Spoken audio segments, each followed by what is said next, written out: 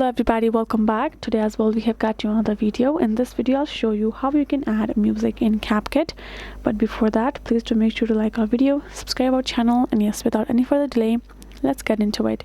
So for that, simply go ahead, open up your CapCut app on your mobile phone, and now go ahead, you can choose an existing video file of yours, or you can simply go ahead choose to add by tapping on new project.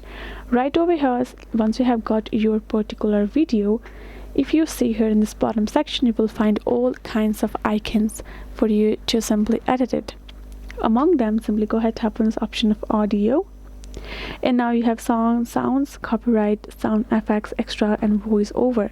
You can also simply choose to tap on the sounds option, and you can simply tap on this search bar and simply search any sounds that you would like for you to add, right? And you also have this option where you will be able to extract sound from video itself and add.